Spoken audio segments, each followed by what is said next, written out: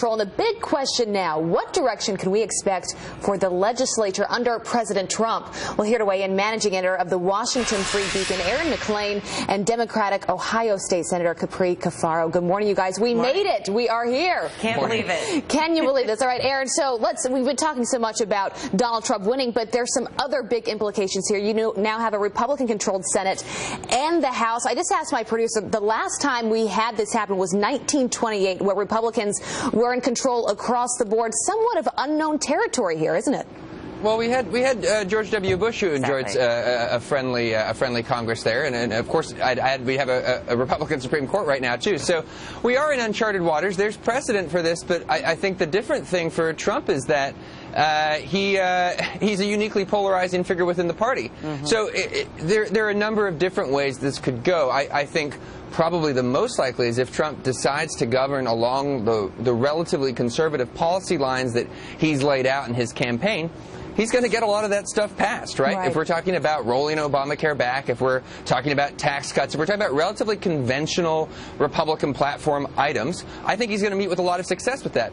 If he decides that now that he's been elected, he no longer needs to adopt that platform, then a lot of different things could happen. Yeah, because Capri, compared to the past 8 years, where so little has gotten done with a divided Congress, to the points that Aaron was mentioning, things that could get passed. You think about changes in Obamacare, of course, the economy, but also the Supreme Court. That has been, for some people, the #1 issue this election cycle.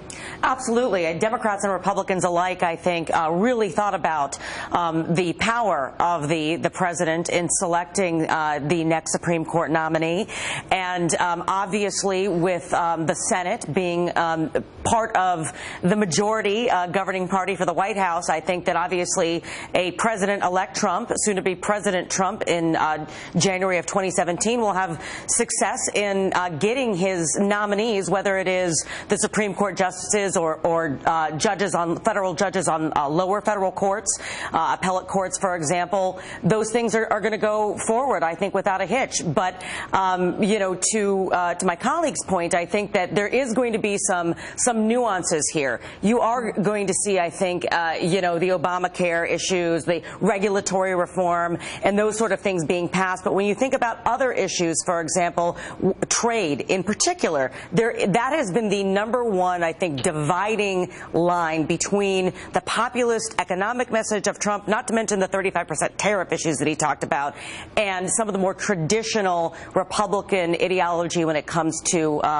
the economy. Yeah, you know, there were many folks that predicted, Aaron, that this would go to the Democrats, the Senate. When you look down the board at really, it was a clean sweep for Republicans, other than maybe Nevada. You look at Senator Ron Johnson versus Russ Feingold. That was in Wisconsin. Florida, Marco Rubio. In Ohio, of course, you had Rob Portman there. And another big one, Todd Young beat Evan Bayh. That one was a really close one in Indiana. Did any of these surprise you? I mean, to be frank, no individual race surprised me. I think the aggregate certainly surprises me. I am surprised at how well Republicans have done overall in a year where the math was so tough for them, where they were defending a couple of dozen Senate seats. Democrats only had to hold on to, I think the number was 10, and it's really just a remarkable victory.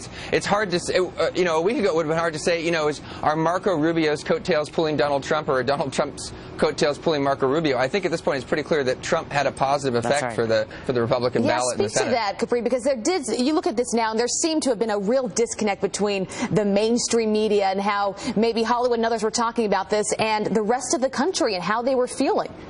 No question about that. I mean, you know, seeing the fact that I'm a little bit, you know, closer, I think, maybe to the people than others that might be on TV all the time, you know, representing 330,000 people in northeastern Ohio, I'm not entirely surprised with the victory of Donald Trump. I do think that, you know, the fact that it was so decisive, the fact that we know definitively that he is going to be the next president of the United States, and the fact that there has been so much across the board, you know, I think just discussed with Washington, a desire for change, a desire for something new, and that really, I think, pulled a lot of these other Republicans across the finish line in the United States Senate. Yeah, well, they certainly spoke last night. A new chapter for this country. We'll see how it all plays out. Aaron, Capri, good to see you this morning. A historic day. Yeah. Thanks, guys. So much. And remember, we said for House Democrats it will be